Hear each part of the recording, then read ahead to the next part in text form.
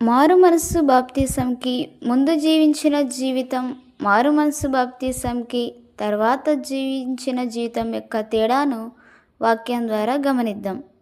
ఇందులో ముఖ్యంగా 20 అంశాలను మనం చూద్దాం. మొదటి అంశం, మునుపు జీవితం శరీర సంబంధమైన క్రియలు కలిగి జీవించిన జీవితం. గలతీలకు రాసిన పత్రిక 5వ అధ్యాయం 19-21 వచనాలు. శరీర కార్యములు స్పష్టమై ఉన్నవి. అవేవనగా జారత్వము, అపవిత్రత, కాముకత్వము, విగ్రహారాధన, అభిచారము, ద్వేషములు, కలహము, మత్సరములు, క్రోధములు, కక్షలు, భేదములు, విమతములు, అసూయలు, మత్తతలు, అల్లరితో కూడిన ఆటపాటలు మొదలైనవి. రోమీలకు రాసిన పత్రిక 1వ అధ్యాయం 29-30 వచనాలు. అట్టివారు సమస్తమైన దుర్నీతి చేతను ఈర్ష్య చేతను నిండుకొని మత్సరము, నరహత్య, కలహము, కపటము, వైరమను వాటితో నిండిన వారై కొండెగాండ్రును, అపవాదకులను, దేవద్వేషులను, హింసకులను, అహంకారులను, బింకములాడువారును, చెడ్డవాటిని కల్పించువారును, తల్లిదండ్రులకు అవిధేయులను, అవివేకులను, వీటిలో ఒక్క క్రియ అయినా మన జీవితంలో ఉన్న వెంటనే మారుమనస్సు పొందుకోవడం చాలా అవసరం. లేని ఎడల మనం పరలోక రాజ్యానికి చేరలేము. ఇప్పుడైతే ఆత్మఫలాలు ఫలించే జీవితం జీవించడం ముఖ్యం. గలతీలకు రాసిన పత్రిక 5వ అధ్యాయం 22-23 వచనాలు. అయితే ఆత్మఫలమేమనగా ప్రేమ, సంతోషం, సమాధానం, దీర్ఘశాంతం, దయాళుత్వం, మంచితనం, విశ్వాసము, సాత్వికము, ఆశానిగ్రహము. ఇట్టి వాటికి విరోధమైన నియమం ఏదియూ లేదు. వీటిలో ప్రతి ఒక్కటిని మనం కలిగి ఉండాలి. ఏ ఒక్కటి లేకపోయినా దానిని కూడా కలిగి ఉండడం చాలా అవసరం. రెండవ అంశం, ఎపిసిలో రాసిన పత్రిక 2వ అధ్యాయం 2వ వచనం. ఈ ప్రపంచ ధర్మము చొప్పున మునుపు నడుచుకొంటిరి. రోమిలకు రాసిన పత్రిక 12వ అధ్యాయం 2వ వచనం. ఈ లోక మర్యాదను అనుసరించి నడుచుకొంటిరి. లోకం యొక్క మూలపాఠములను అనుసరించి నడుచుకొంటిరి. కొలస్సీలకు రాసిన పత్రిక 2వ అధ్యాయం 20వ వచనం. పేతురు రాసిన మొదటి పత్రిక 1వ అధ్యాయం 18వ వచనం. పితృపారంపర్యమైన మీ వ్యర్థ ప్రవర్తనను అనుసరించి నడుచుకొంటిరి. ఇప్పటి జీవితం అయితే రోమీలకు రాసిన పత్రిక 12వ అధ్యాయం 2వ వచనం. ఉత్తమమును అనుకూలమును సంపూర్ణమైన దేవుని చిత్తమేదో పరీక్షించి తెలుసుకున్నట్లు మనస్సు మారి నూతన మగుట వలన రూపాంతరం పొందుడి.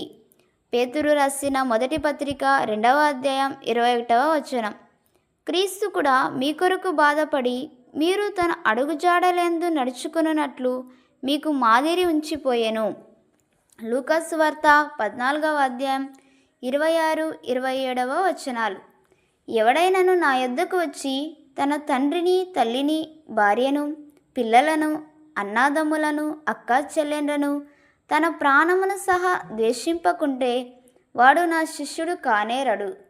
మరియు ఎవడైనను తన సిలువను మోసుకొని నన్ను వెంబడింపని ఎడల వాడు నా శిష్యుడు కానేరడు. మూడవ అంశం, పేతురు రాసిన మొదటి పత్రిక 4వ అధ్యాయం 2వ వచనం. ముందు జీవితంలో మనుజాశలను అనుసరించి నడిచిన జీవితం మరియు అన్యజనుల యొక్క ఇష్టాన్ని నెరవేర్చుచు బ్రతికిన జీవితం. ఇప్పటి జీవితంలో అయితే పేతురు రాసిన మొదటి పత్రిక 4వ అధ్యాయం 2వ వచనం. దేవుని ఇష్టానుసారంగానే నడుచుకోవాలి. 4వ అంశంగా ఎఫెసీలో రాసిన పత్రిక 2వ అధ్యాయం 2వ వచనం. వాయుమండల సంబంధమైన అధిపతిని అనగా అవిధేయులైన వారిని ఇప్పుడు ప్రేరేపించు శక్తికి అధిపతిని అనుసరించి ఈ ప్రపంచ ధర్మము చొప్పున మునుపు నడుచుకొంటిరి అనగా మునుపు సాతాను నియంత్రణలో జీవించిన జీవితం. ఇప్పటి జీవితంలో అయితే పరిశుద్ధాత్మ నియంత్రణలో జీవిస్తున్నాము. గలతీలకు రాసిన పత్రిక 5వ అధ్యాయం 16వ వచనంలో, నేను చెప్పునదేమనగా ఆత్మానుసారంగా నడుచుకొనుడి, అప్పుడు మీరు శరీరేచ్ఛను నెరవేర్చరు. గలతీలో రాసిన పత్రిక 5:18-25 మీరు ఆత్మచేత నడిపింపబడిన ఎడల ధర్మశాస్త్రమునకు లోనైన వారు కారు. మనము ఆత్మను అనుసరించి జీవించు వారమైతిమా? ఆత్మను అనుసరించి క్రమముగా నడుచుకుందాము. రోమిలకు రాసిన పత్రిక 8:14 మీరు శరీరానుసారంగా ప్రవర్తించినడల చావవలసిన వారే ఇందురు గాని ఆత్మచేత శారీర క్రియలను చంపినడల జీవించెదరు. యోహాను సువార్త 16:13 ఈ విధంగా సెలవిస్తుంది, అనగా సత్యస్వరూపైన ఆత్మ వచ్చినప్పుడు మిమ్మల్ని సర్వ సత్యంలోనికి నడిపించును. 5వ అంశం, ముందు జీవించిన జీవితం సాతాను ఇచ్చలను నెరవేర్చిన జీవితం. తిమోతి రాసిన 2వ పత్రిక 2:26 సాతాను యొక్క కోరికలను నెరవేరుస్తూ ముందు జీవితాన్ని గడిపాము. ఇప్పటి జీవితంలో అయితే కొలస్సీలకు రాసిన పత్రిక 1:10 అన్ని విషయములలో ప్రభువును సంతోషపెట్టునట్లు ఆయనకు తగినట్లు నడుచుకునే జీవితం, అనగా దేవుని ఇచ్చలను లేదా కోరికలను నెరవేరుస్తూ గడిపిన జీవితం. 6వ అంశంగా ఎఫెసీయులకు రాసిన పత్రిక 2:3 శరీరం యొక్కయు మనస్సు యొక్కయు కోరికలను నెరవేర్చుకొనుచు మన శరీరాశలను అనుసరించి మునుపు ప్రవర్తించారు. ప్రసంగి 2:10 నా కన్నులు ఆశించిన వాటిలో దేనిని అవి చూడకుండా నేను అభ్యంతరం చేయలేదు, మరియు నా హృదయము నా పనులన్నిటిని బట్టి సంతోషింపగా సంతోషకరమైనదేదియు అనుభవించకుండా నేను నా హృదయమును నిర్బంధింపలేదు. ఇప్పటి జీవితంలో అయితే గలతీయులకు రాసిన పత్రిక 5:24 ఈ విధంగా సెలవిస్తుంది, క్రీస్తు యేసు సంబంధులు శరీరమును దాని ఇచ్చలతోనూ దురాశలతోనూ సిలువ వేసి ఉన్నారు. మునుపు ఉన్న ఆశలు కోరికలు అన్నిటినీ సిలువ వేసి ఉన్నాము. పేతురు రాసిన మొదటి పత్రిక 2:11 ఆత్మకు విరోధంగా పోరాడు శరీరాశలను విసర్జించున్నాము. కొరింథీయులకు రాసిన 2వ పత్రిక 5:15 జీవించు వారిక మీదట తమ కొరకు కాక తమ నిమిత్తము మృతి పొంది తిరిగి లేచిన వాని కొరకే జీవించాలి, అనగా మనం ఇప్పుడు జీవిస్తున్న జీవితం క్రీస్తు కోసం జీవించాలి.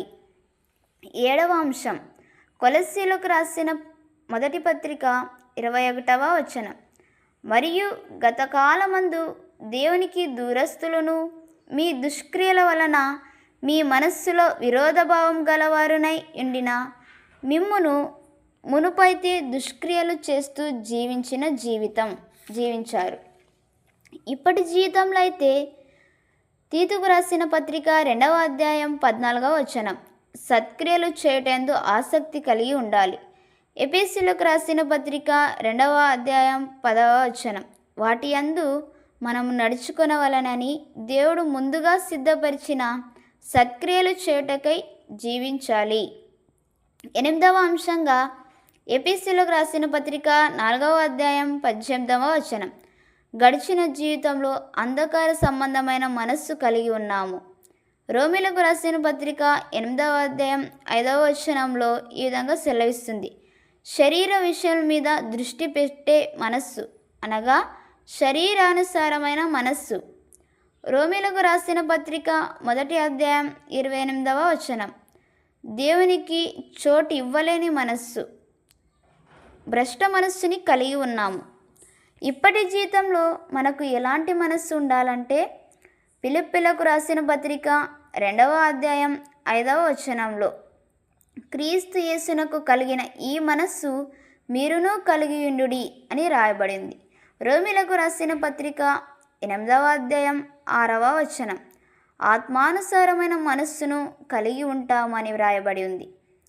9వ అంశంగా ఎఫెసీయులకు రాసిన పత్రిక 4:18 మునుపు జీవితం అజ్ఞానం చేత గడిపినాము, అనగా ఇక్కడ అజ్ఞానం అంటే దేవుని యొక్క గుణాలు, పద్ధతులు, స్వభావం, శక్తి, అనగా దేవుని గూర్చిన జ్ఞానం లేనివారు అజ్ఞానులని చెప్పవచ్చు. ప్రస్తుత జీవితంలో క్రీస్తుని ఎరిగి ఉన్నాం లేదా తెలుసుకొని ఉన్నాము. గలతీలు రాసిన పత్రిక 4వ అధ్యాయం 9వ వచనం. ఇప్పుడు మీరు దేవునిని ఎరిగిన వారును మరీ విశేషముగా దేవుని చేత ఎరుగబడిన వారునై ఉన్నారు. పేతురు రాసిన 2వ పత్రిక 2వ అధ్యాయం 20వ వచనం. వారు ప్రభువును రక్షకుడునైన యేసుక్రీస్తు విషయమైన అనుభవ జ్ఞానం చేత ఈ లోక మాలిన్యములను తప్పించుకున్నారు. అనగా క్రీస్తును గురించిన అనుభవ జ్ఞానం అనగా క్రీస్తు యొక్క స్వభావాలు, శక్తి, పద్ధతులు అన్నిటిని గూర్చి ఎరిగి ఉండడం. ఫిలిప్పీలో రాసిన పత్రిక 3వ అధ్యాయం 8వ వచనం. నిశ్చయముగా నా ప్రభు అయిన యేసుక్రీస్తును గూర్చిన అతి శ్రేష్టమైన జ్ఞానం నిమిత్తమై సమస్తమును నష్టంగా ఎంచుకొనుచున్నాను. ప్రతిదినం కూడా యేసయ్యను గురించిన జ్ఞానం మనం పొందుకోవాలి. పేతురు రాసిన 2వ పత్రిక 2వ అధ్యాయం 21వ వచనం. నీతి మార్గాన్ని గూర్చిన జ్ఞానాన్ని అనుభవపూర్వకంగా తెలుసుకోవాలి. నీతి మార్గాన్ని గూర్చి తెలుసుకోవడం అంటే పరిశుద్ధమైన ఆయన ఆజ్ఞల గురించి జ్ఞానాన్ని పొందడం. పేతురు రాసిన మొదటి పత్రిక 1వ అధ్యాయం 16వ వచనం. మీ పూర్వపు అజ్ఞాన దశలో మీకుండిన ఆశలను అనుసరించి ప్రవర్తింపక మిమ్మును పిలిచినవాడు పరిశుద్ధుడైన ప్రకారం మీరును సమస్త ప్రవర్తనందు పరిశుద్ధులై ఉండుడి. 10వ అంశంగా ఎఫెసీయులకు రాసిన పత్రిక 4వ అధ్యాయం 19వ వచనం. వారు సిగ్గులేని వారై ఉండి నానా విధమైన అపవిత్రతను అత్యాశతో జరిగించుటకు తమ్మును తామే కాముకత్వమునకు అప్పగించుకొనిరి. రోమిలో రాసిన పత్రిక 1వ అధ్యాయం 24-26వ వచనాలు. ఈ హేతు చేత వారు తమ హృదయముల దురాశలను అనుసరించి తమ శరీరములను పరస్పరము అవమానపరుచుకున్నట్లు దేవుడు వారిని అపవిత్రతకు అప్పగించెను. అందువలన దేవుడు తుచ్చమైన అభిలాషలకు వారిని అప్పగించెను. వారి స్త్రీలు సైతం స్వాభావికమైన ధర్మమును విడిచి స్వాభావిక విరుద్ధమైన ధర్మమును అనుసరించిరి. ఇప్పుడైతే రోమిలో రాసిన పత్రిక 12వ అధ్యాయం 1వ వచనంలో, కాబట్టి సహోదరులారా, పరిశుద్ధమును దేవునికి అనుకూలమునైన సజీవయాగంగా మీ శరీరములను ఆయనకు సమర్పించుకొనుడి. రోమిలకు రాసిన పత్రిక 6వ అధ్యాయం 21వ వచనం. అప్పటి క్రియల వలన మీకేమి ఫలము కలిగెను? వాటిని గురించి మీరిప్పుడు సిగ్గుపడుచున్నారు కారా? వాటి అంతం మరణమే. అప్పటి జీవితంలో ఎంతో సంతోషంగా ఆసక్తితో సిగ్గు లేకుండా చేసిన పనులను గురించి ఒక్కసారి ఇప్పుడు మనం ఆలోచిస్తే సిగ్గు కలుగుతుంది కదా. పేతురు రాసిన 2వ పత్రిక 2వ అధ్యాయం 8వ వచనం. వారి అక్రమమైన క్రియల విషయంలో దినదినము నీతిగల తన మనస్సును నొప్పించుకొనుచు వచ్చెను. అనగా అన్యులు చేస్తున్న వ్యర్థమైన కార్యాలు బట్టి హృదయంలో బాధపడటం. 11వ అంశంగా రోమిలకు రాసిన పత్రిక 6వ అధ్యాయం 19వ వచనం. మునుపు జీవితంలో ఏమనగా అక్రమము చేయుటకై అపవిత్రతకును అక్రమమునకును మీ అవయములను దాసులుగా అప్పగించారు. ఇప్పటి జీవితంలో అయితే పరిశుద్ధత కలుగుటకై ఇప్పుడు మన అవయములను నీతికి దాసులుగా అప్పగించాము. 12వ అంశంగా రోమిలకు రాసిన పత్రిక 6వ అధ్యాయం 20వ వచనం. ముందు పాపమునకు దాసులుగా ఉన్నారు. ఇప్పుడైతే రోమిలకు రాసిన పత్రిక 6వ అధ్యాయం 22వ వచనం. పాపం నుండి విమోచింపబడి దేవునికి దాసులుగా ఉన్నారు. పరిశుద్ధత కలుగుటయే ఫలం. 13వ అంశంగా ఎఫెసీయులకు రాసిన పత్రిక 2వ అధ్యాయం 2వ వచనంలో ముందు మనం అవిధేయులుగా జీవించాము. ఎఫెసీయులకు రాసిన పత్రిక 5వ అధ్యాయం 7వ వచనంలో ఇట్టి క్రియల వలన దేవుని ఉగ్రత అవిధేయులైన వారి మీదికి వచ్చును. ముందు జీవితంలో దేవునికి కూడా అవిధేయులుగా జీవించాము. ఇప్పుడైతే రోమీయులకు రాసిన పత్రిక 6వ అధ్యాయం 17వ వచనంలో ఈ విధంగా సెలవిస్తుంది. ఏ ఉపదేశ క్రమమునకు మీరు అప్పగింపబడితిరో దానికి హృదయపూర్వకంగా లోబడిన వారై ఆయన ఉపదేశానికి దేవునికి మనం హృదయపూర్వకంగా లోబడి జీవించాలి. 14వ అంశం ఎఫెసీయులకు రాసిన పత్రిక 5వ అధ్యాయం 11వ వచనం. గడిచిన జీవితంలో నిష్ఫలమైన అంధకార సంబంధమైన క్రియలలో పాలివారమై ఉన్నాము. అనగా జీవితం యొక్క విలువ తెలియక, సమయం విలువ తెలియక వ్యర్థమైన పనుల కోసం వ్యర్థంగా మన ఆయుష్ని ఖర్చు చేశాము. ఉదాహరణగా సీరియల్, సినిమా, ముసలమ్మ ముచ్చట్లు ఇలా అనేకమైన ప్రయోజనం లేని కార్యాల కోసం మన సమయాన్ని వృధా చేశాము. ప్రస్తుత జీవితంలో అయితే ఎఫెసీయులకు రాసిన పత్రిక 5వ అధ్యాయం 15-16 వచనాల్లో ఈ విధంగా రాయబడి ఉంది. దినములు చెడ్డవి గనుక మీరు సమయంను పోనీయక సద్వినియోగం చేసుకొనొచ్చు, అజ్ఞానుల వలె కాక జ్ఞానుల వలె నడుచుకొనున్నట్లు జాగ్రత్తగా చూచుకొనుడి. సమయాన్ని మనం ఎలా సద్వినియోగం చేసుకోవాలి, జ్ఞానుల వలె ఎలా నడుచుకోవాలి అని వాక్యం ద్వారా గమనిస్తే ఎఫెసీయులకు రాసిన పత్రిక 5వ అధ్యాయం 17-21 వచనాల్లో ఈ విధంగా రాయబడి ఉంది. ఇందు నిమిత్తము మీరు అవివేకులు కాక ప్రభు యొక్క చిత్తమేమిటో గ్రహించుకొనుడి, మరియు మద్యముతో మత్తులై ఉండకుడి, దానిలో దుర్యాపారము కలదు, అయితే ఆత్మపూర్ణులై ఉండుడి. ఒకనికొకడు కీర్తనలతోనూ సంగీతములతోనూ ఆత్మ సంబంధమైన పాటలతోనూ హెచ్చరించుచు మీ హృదయములో ప్రభువును గూర్చి పాడుచు కీర్తించుచు మన ప్రభు అయిన యేసుక్రీస్తు పేరట సమస్తమును గూర్చి తండ్రి అయిన దేవునికి ఎల్లప్పుడూ కృతజ్ఞతాస్తుతులు చెల్లించుచు క్రీస్తునందలి భయముతో ఒకనికొకడు లోబడి ఉండుడి. లూకాసు వార్త 21వ అధ్యాయం 36వ వచనం. కాబట్టి మీరు జరగబో వీటి నెలను తప్పించుకొని మనుష్య కుమారుని ఎదుట నిలవబడుటకు శక్తిగల వారగునట్లు ప్రార్థన చేయుచు మెలకుగా ఉండుడని చెప్పెను. అనగా ప్రార్థన జీవితం కలిగి ఉండాలి. లూకాసు వార్త 10వ అధ్యాయం 41-42 వచనాలు. మార్తా మార్తా, నీవు అనేకమైన పనులను గూర్చి విచారం కలిగి తొందరపడుచున్నావు గాని అవసరమైనది ఒక్కటే, మరియు ఉత్తమమైన దానిని మరియా ఏర్పరచుకొనెను, అది ఆమె యొద్ద నుండి తీసివేయబడదని ఆమెతో చెప్పెను. అనగా యేసయ్య పాదముల యొద్ద కూర్చుని మనం వాక్యాన్ని వినాలి. కీర్తనలు 1:2 వచనం. యెహోవా ధర్మశాస్త్రం నందు ఆనందించుచు దివారాత్రము దానిని ధ్యానించువాడు ధన్యుడు. దేవుని వాక్యాన్ని మనం ప్రతిరోజు కూడా ధ్యానించాలి. 15వ అంశంగా ఎఫెసీయులకు రాసిన పత్రిక 2వ అధ్యాయం 11-12 వచనాలు. ముందు జీవితంలో అయితే కాబట్టి మునుపు శరీర విషయంలో అన్యజనులై ఉండి శరీరమందు చేతితో చేయబడిన సున్నతి గలవారు అనబడిన వారి చేత సున్నతి లేని వారనబడిన మీరు ఆ కాలమందు ఇశ్రాయేలుతో సహపౌరులు కాక పరదేశులను, వాగ్దాన నిబంధనలు లేని పరజనులను, నిరీక్షణ లేని వారును, లోకమందు దేవుడు లేని వారునై ఉండి క్రీస్తుకు దూరస్తులై ఉంటురని మీరు జ్ఞాపకం చేసుకొనిడి. ముందు అన్యజనులు అనే స్థితిలో ఉన్నాము.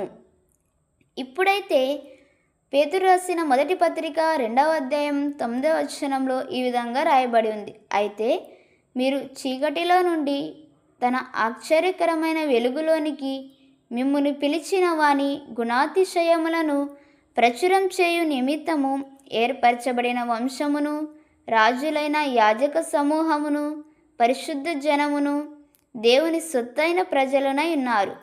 ఎఫెసీయులకు రాసిన పత్రిక 2వ అధ్యాయం 19వ వచనం.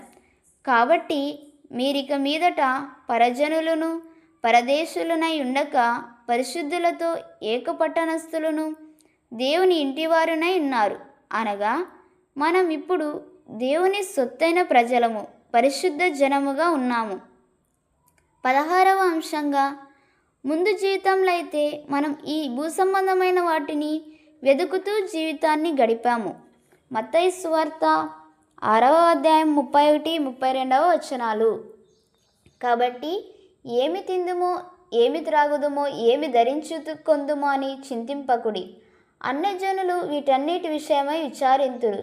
ఇవన్నీ కావాలనని మీ పరలోకపు తండ్రికి తెలియను. ఇప్పటి జీవితంలో అయితే మత్తయి సువార్త 6వ అధ్యాయం 33 ఈ విధంగా రాయబడి ఉంది. కాబట్టి మీరు ఆయన రాజ్యమును నీతిని మొదట వెదకుడి, అప్పుడు అవన్నీ మీకు అనుగ్రహింపబడును. ఇప్పుడైతే మనం దేవుని రాజ్యాన్ని, నీతిని వెతికే జీవితం జీవిస్తున్నాము. 17వ అంశంగా ముందు జీవితం, నిరీక్షణ లేని జీవితం జీవించాము. లూకాసు వార్త 12వ అధ్యాయం 20వ వచనం. అయితే దేవుడు, వెర్రివాడా, ఈ రాత్రి నీ ప్రాణం నడుగుచున్నారు, నీవు సిద్ధపరిచినవి ఎవని వగునని అతనితో చెప్పెను. లూకాసు వార్త 16వ అధ్యాయం 19వ వచనం. ధనవంతుడు ఒకడు ఉండెను. అతడు ఊదారంగు బట్టలను, సన్నపు నార వస్త్రములను ధరించుకొని ప్రతిదినము బహుగా సుఖపడుచుండువాడు. ఇప్పుడైతే మనము నిరీక్షణ కలిగిన జీవితం జీవిస్తున్నాము. కీర్తన 17:15 నేనైతే నీతి గలవాడనై నీ ముఖదర్శనం చేసేదను.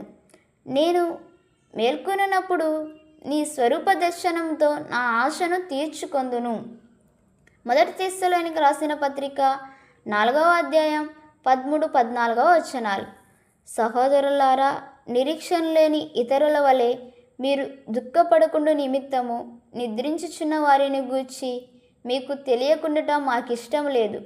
యేసు మృతి పొంది తిరిగి లేచినని మనము నమ్మిన యెడల అదే ప్రకారము యేసునందు నిద్రించిన వారిని దేవుడు ఆయనతో కూడా వెంటబెట్టుకొని వచ్చును. యోహాను మొదటి పత్రిక 3వ అధ్యాయం 2-3 ప్రియులారా, ఇప్పుడు మనము దేవుని పిల్లలమై ఉన్నాము. మనమిక ఏమవుదుమో అది ఇంకా ప్రత్యక్షపరచబడలేదు, కానీ ఆయన ప్రత్యక్షమైనప్పుడు ఆయన ఉన్నట్లుగానే ఆయనను చూతుము గనుక ఆయనను పోలియుందుమని ఎరుగుదుము. ఆయనందు ఈ నిరీక్షణ పెట్టుకొనిన ప్రతి వాడును ఆయన పవిత్రుడై ఉన్నట్టుగా తన్ను పవిత్రునిగా చేసుకొనెను. 18వ అంశం, మునుపు జీవితం, గమ్యం లేని జీవితం జీవించాము. ద్వితీయోపదేశకాండం 32వ అధ్యాయం 29వ వచనం.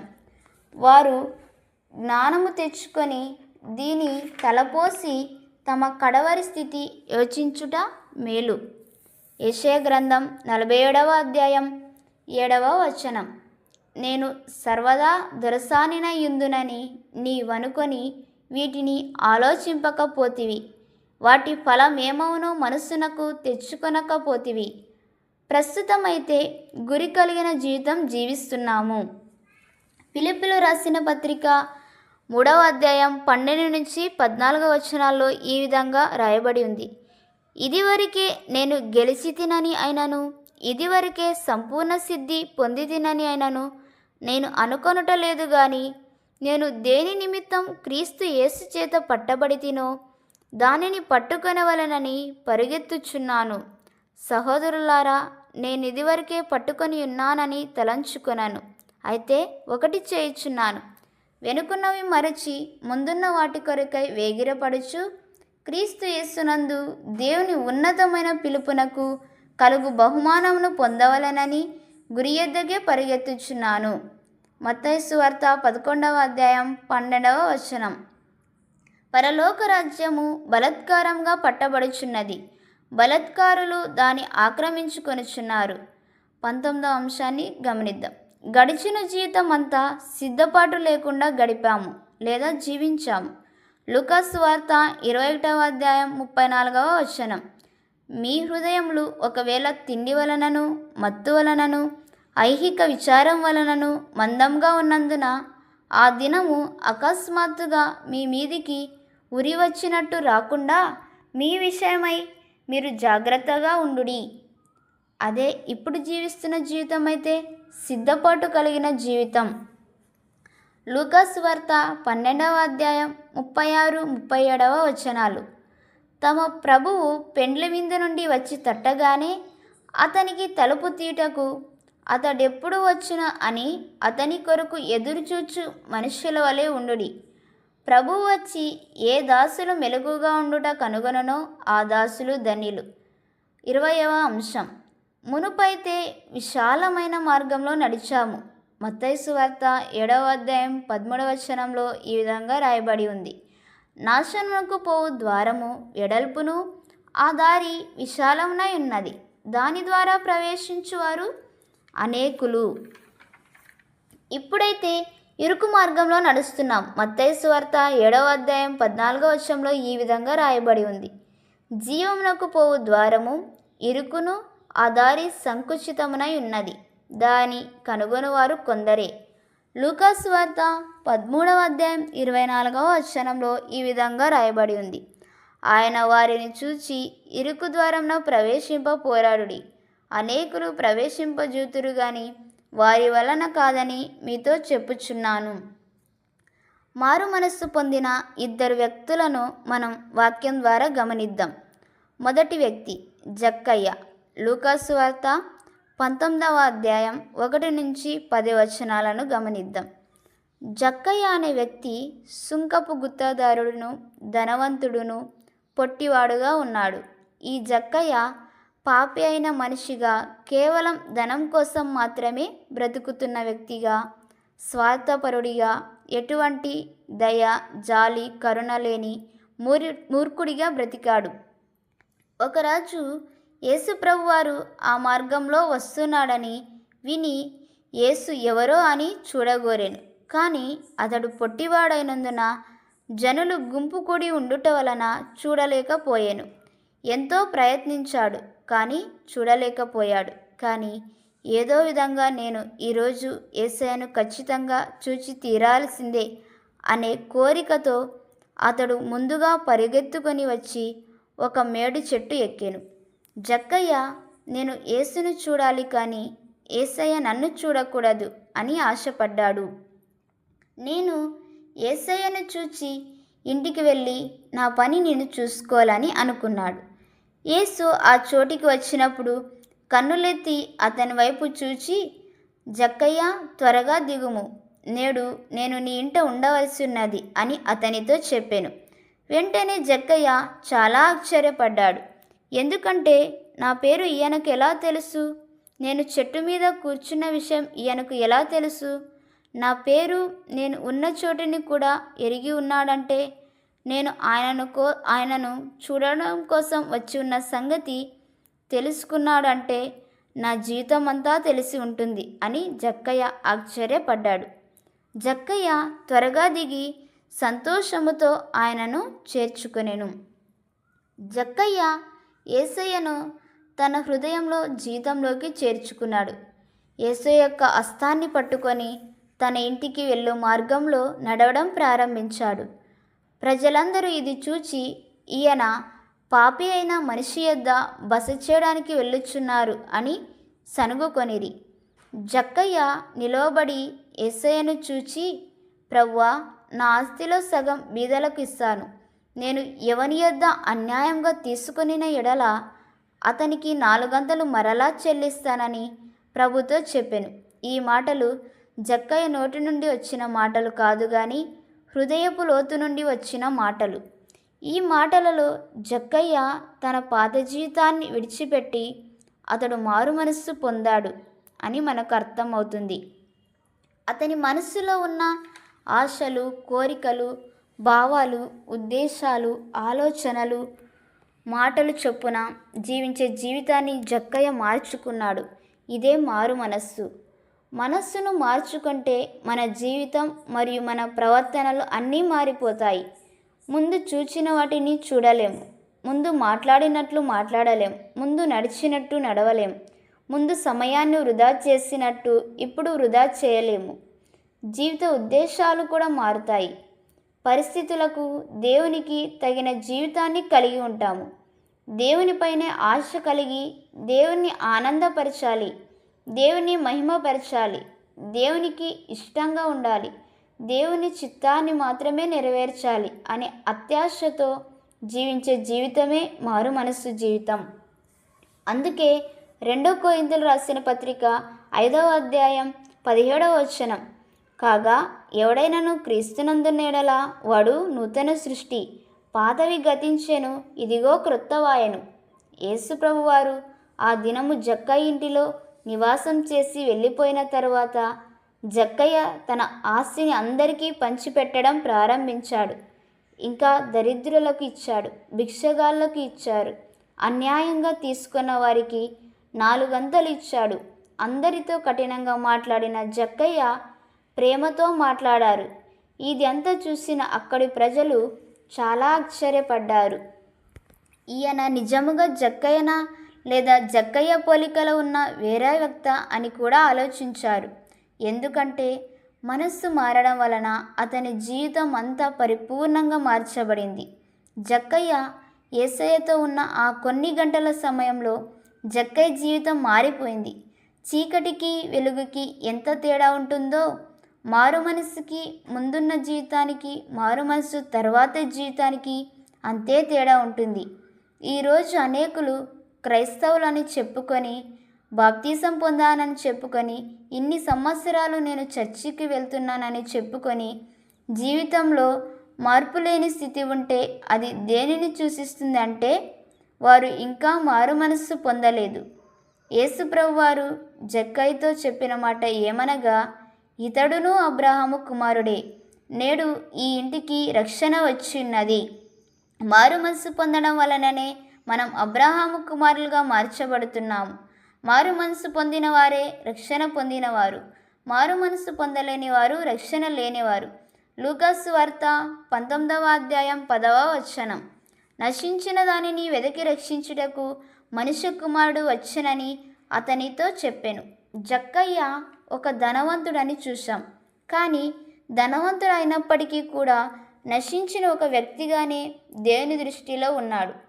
మనకు మంచి చదువున్నా, ఉద్యోగమున్నా, ధనం, ఆస్తి, అంతస్తులున్నా, పేరు ప్రఖ్యాతులున్నా, ఎన్ని ఉన్నా కానీ మారు మనస్సు పొందలేదు అంటే నశించిపోతున్న వారి లెక్కలో మనం కూడా ఉన్నామని అర్థం చేసుకోవాలి.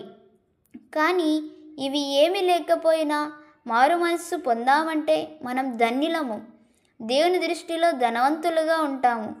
కావున ఒక్కసారి మనం నిజముగా నేను మారు మనస్సు పొందానా లేదా అని మిమ్మల్ని మీరు పరీక్షించుకోవాలని ప్రేమతో కోరుచున్నాము.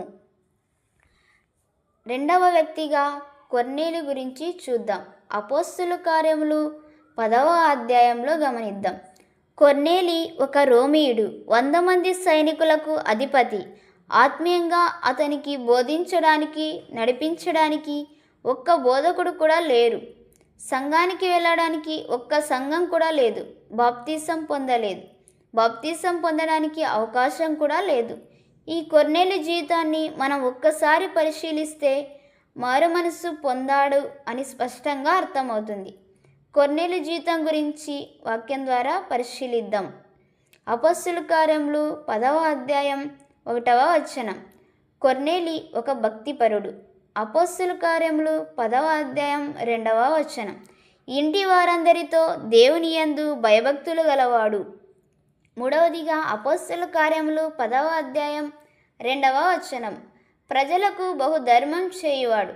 అపోస్తలుల కార్యములు 10వ అధ్యాయం 2వ వచనం. ఎల్లప్పుడూ దేవునికి ప్రార్థన చేయువాడు. దేవుడు అతని యొద్దకు దూతను పంపినట్టు, దూత దేవుని మాటలు తనకు తెలుపునట్లు అపోస్తలుల కార్యములు 10వ అధ్యాయం 3-4 వాక్యాలలో మనం చూస్తున్నాం. అంటే కొర్నేలి దేవునితో ఎంత దగ్గర సహవాసం కలిగి జీవిస్తున్నాడు అనేది మనం గ్రహించాలి.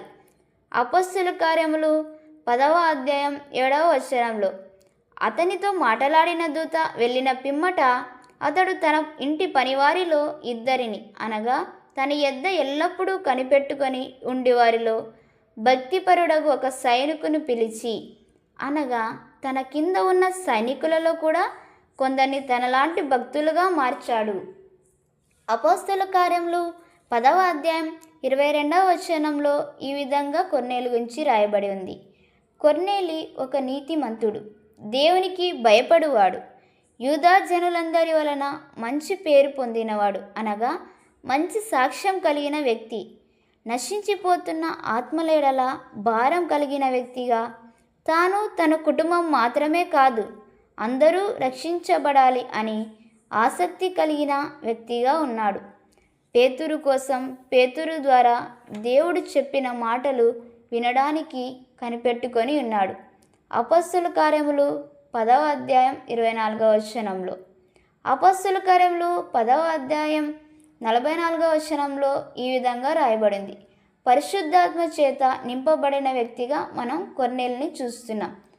అపొస్తలుల కార్యములు 10వ అధ్యాయం 48వ వచనంలో ఈ విధంగా రాయబడి ఉంది. బాప్తీసం పొందుతున్నాడు. బాప్తీసం పొందే ముందుకే కొర్నేలి మారుమనసు పొందాడని తేటగా అర్థమవుతుంది.